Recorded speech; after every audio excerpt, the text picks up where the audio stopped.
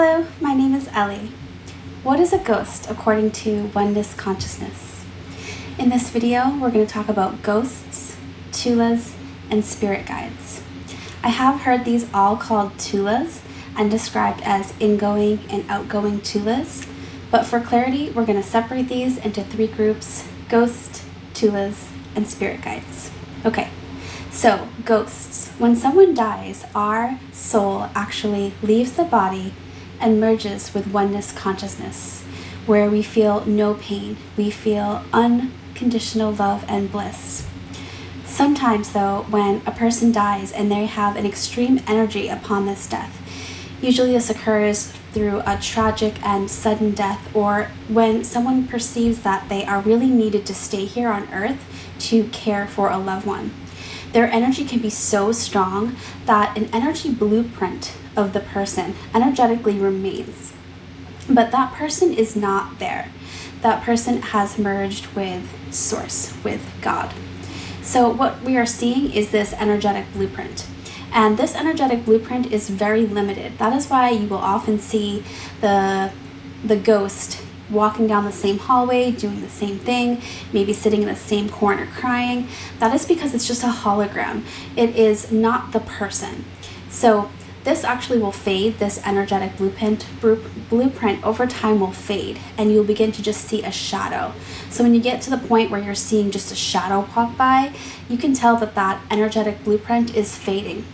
And it also is the same that when you feed into the energy, so say some of these more terrifying ghosts, these energetic blueprints, when you see that and you fear it, that really feeds the energy and can keep it alive. The same goes for a famous ghost. If someone is constantly talking about this ghost, then they are feeding it energy and it can actually survive longer.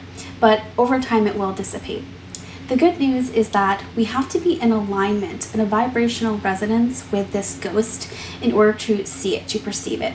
So when we're talking about these more terrifying hauntings, these really dark energies, you have to be in resonance with that energy to perceive it. So if you do not want to be in resonance with these darker blueprints, these energetic blueprints, then you can just focus more on love and gratitude and looking for the good things in life, opposed to feeling like a powerlessness and being in fear. That type of vibration, powerless and fear, will align you to possibly connect to some of these darker energies if you came into contact with them. But if you do not align to a powerlessness and a fear as your main vibration, and you are focusing on love and feeling love and gratitude the majority of the time, you're simply not going to be in resonance to come in contact with this ghost. Now, tulas are really cool. Tulas are a thought form that has been thought over and over again and has been fed energetically, usually through stories. So the boogeyman comes to mind, where we are constantly talking about this and we are feeding it energy. Tulas can actually take a physical form, but again, you have to be in energetic vibrational resonance with this to be able to see it. And so we don't have to fear it because we are powerful in controlling our vibration. We can control our vibration by aligning to things that make us feel good, by connecting to love, by being mindful of the things that we consume. So we don't have to fear these ghosts and tulas as well, because they are just energy and they are really limited in their power, especially if we don't feed them with fear. And lastly is spirit guides. And spirit guides differ from ghosts and tulas because ghosts and tulas are separated from Source. They are separated from God. And spirit guides have a direct line to God.